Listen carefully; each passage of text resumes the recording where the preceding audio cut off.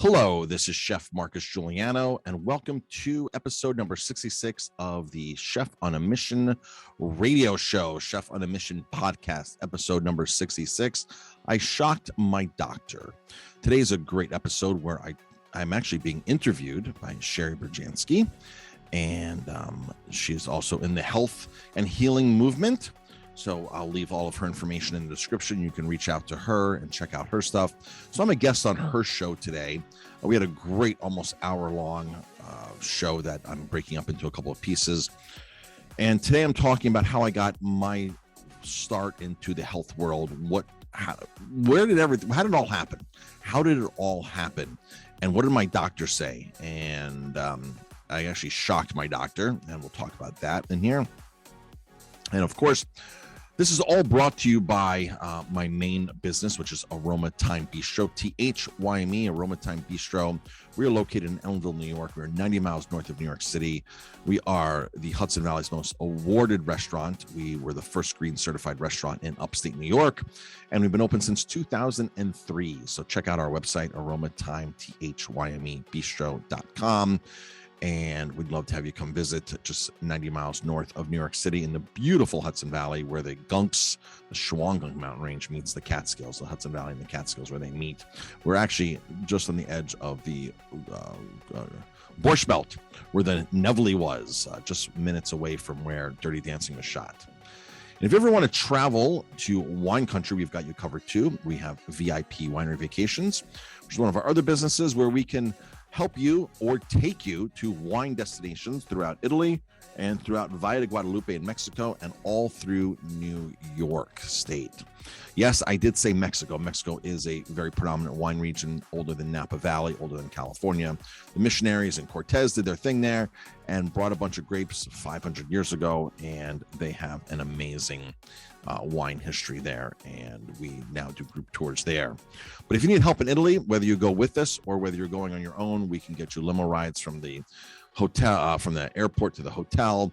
We can book a villa for you. We can do a helicopter vineyard tour, Ferrari vineyard tour, a vintage Fiat or a vintage Alfa Romeo tour, depending on what part of the country you're in.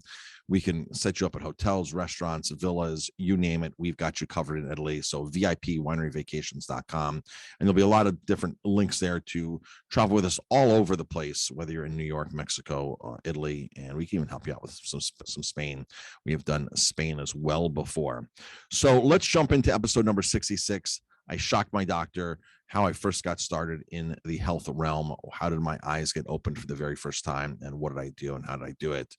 So let's jump right into that, folks. Thanks for tuning in. Hello and welcome to Hamsa Holistic Healing and Ayurveda podcast.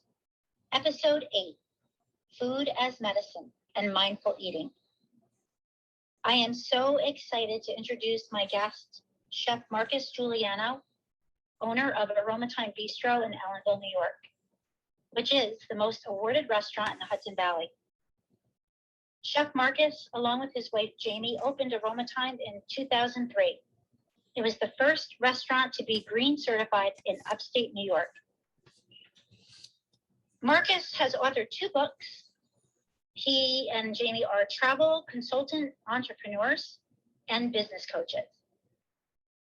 Marcus, welcome to the podcast. I am delighted to have you here to share your knowledge and wisdom on this very important topic, food as medicine. I am so happy to be here. Thank you very much. Yes, I wanted to start this conversation today with a quote from Hippocrates: "Let food be thy medicine and medicine be thy food." And that is quite a statement made so long ago. And unfortunately, somewhere along the way, we have lost this knowledge. And it's just so important. We've totally lost the knowledge. And we've even shortened that up a little bit to you are what you eat, which we all know that. And we all, it's one of the most profound statements ever. And we don't even know who first told us that.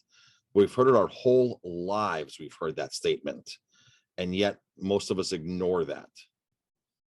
Absolutely. So true. So true. So I wanted to start the conversation with asking you what led you to your passion and dedication to prepare and eat holistic food. So what brought me down this journey was my own health at 28, 29 years old. I worked in kitchens. I had access to what I thought was the best food money could buy, because guests would come in every night to the restaurants I was working at and pay 100, 150 a person. And we would buy the most expensive ingredients, rack of lamb, foie gras, all these fancy cheeses. And when you work in that situation, this is the food you eat on a daily basis. So it's not like going out to a restaurant once a month for a special occasion and indulging in and going back home to your regular regime of food, or to something that's a bit more healthier. So for me, I was in this every single day, and that was my staff meal, was, leftover food and food we made in the restaurant with supposedly the best ingredients money could buy. And it was a shocker one day when a really famous, well-known chef came into the restaurant where I was working at in West Virginia. And we prepared him, as most chefs prepare their chefs, a complimentary course, just because, it's a courtesy, industry courtesy. And we prepared him something, and he goes, "I don't eat this."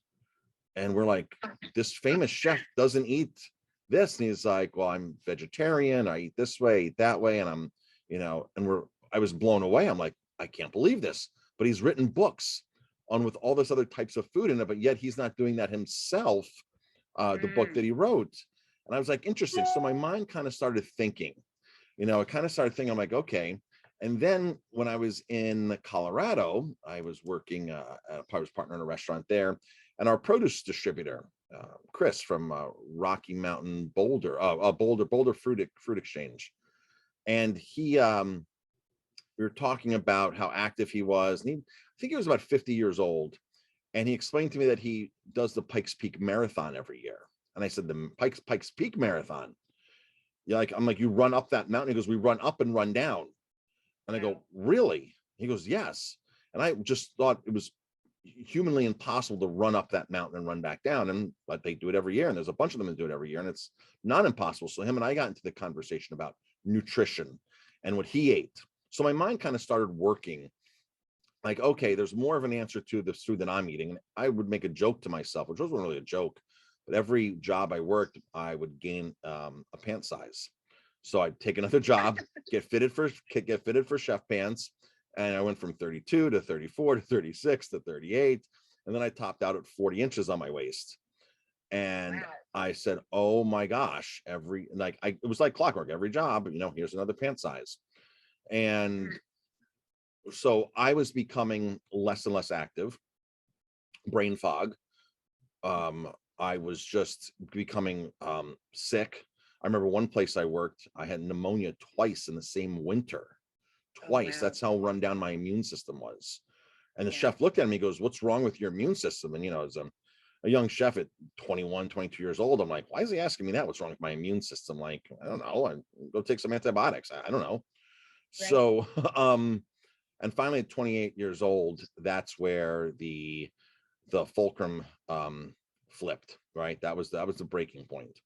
My doctors, I was already on a handful of medications, including prescription deodorant, because I would perspire yellow because I was toxic, and I couldn't wear a white shirt because I just perspire yellow, and so I was on a prescription deodorant so I wouldn't sweat as much. And looking back at that now, that was like the stupidest thing ever. My body needed to detoxify, and here the doctors, fighting against that natural process. So he told me that I had high cholesterol and that I needed to take cholesterol meds, and that was the last straw, because I knew, looking at my father, looking at other people now that I've met, and discovering Gary Null on PBS, I said, this isn't the answer. But I was also new at it, so I couldn't really. I knew enough to argue with my doctor, right? So I knew enough to argue, and I said, and I begged him, and he's like, "I'll give you 30 days to do whatever you're going to do, and come back, and I'll get more blood from you." Now I just know to go to a different doctor, but back then I went back to the same doctor, got my blood drawn, and he said to me, he goes, "I don't know what you did, but the medications would not have worked as good of whatever you did." My cholesterol plummeted 70 points in a month, but but nor did he ever ask me what I did. Right. No. They don't. It's kind of like, don't ask, don't tell. Right. He didn't want to know my secret, which wasn't really a secret. It was eating healthy and exercising and cutting meat out of my diet and basically becoming vegetarian, transition from grain-fed beef to grass-fed beef into vegetarian. But he didn't ask me not a single question because he wouldn't, that's a detriment to his business to tell people to go run, go juice some carrots, go eat healthy, make yourself a salad. Exactly. So you went to the doctor, you were toxic, you had a lot of symptoms, you were symptomatic, you knew you were toxic from your perspiration color, and then so he said, get yourself together, or you've got to do something about it with medication. So then you became curious and wanted to go in a different way. So then how did you make the decision, and what did you exactly do to turn this around? So sure. So, it's a fulcrum effect. Everything started happening at once. Jamie got pregnant. My father had a mild heart attack. I saw the writing on the wall for me with another medication. So it was sort of the writing was on the wall, and that was a fulcrum. And I just jumped right in. I said, now's the time to do it, and let's do it. Let's understand what I'm putting into my body. Let's change some dietary habits. We're now, and I said to Jamie, I said exactly the story. I said, we've screwed ourselves up. I don't want to screw our kids up. Right. And that was my main concern now. Like, we're going to be responsible for somebody else, and we can't even get our own act together. Right. And that really hit home, her getting pregnant. Yeah, absolutely. Now, is that when you discovered Gary Knoll? Was he the turning point at that time? At that time, yes. At that time, my mom had given me a book by Bernard Jensen, a chiropractor, called Be Well, Be Wise. And it was a great book on detoxification and bee pollen and just general health in general. Bernard Jensen was just such a great health advocate, a guru on health. And so I read that book, and I was originally doing it to try to alleviate some allergies and my asthma. So it talked about detoxification and all these things. And then all of a sudden, just one night, I got home from work and I was flipping through the channels. And, back then we didn't have many channels. And up pops PBS, and I see this really intense gentleman speaking on the screen. And basically he was talking about there's no silver bullet for health. You have to do it yourself. You have to have a clean mind, clean body, clean environment, clean food. And you just can't go on a diet and turn things around. You have to turn your life around. Yeah, it's a lifestyle change. 100%. So I said, this makes sense, right? So I listened to him. The very next day, I went to the health food store and bought his book.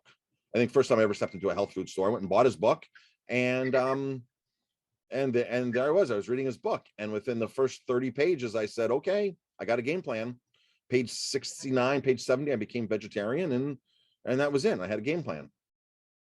And then in about a month, you started to see a huge difference in your health. One short month is all it took from getting all that toxic food out of my body, exercising, just being very conscious, my thought process and my actions everywhere.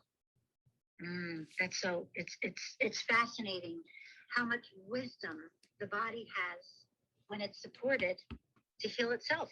Our body is so resilient, and most of us don't know how it feels to be well, because we just have aches and pains, and we just think it's part of the aging process, and we just accept it as, oh well, that's part of life.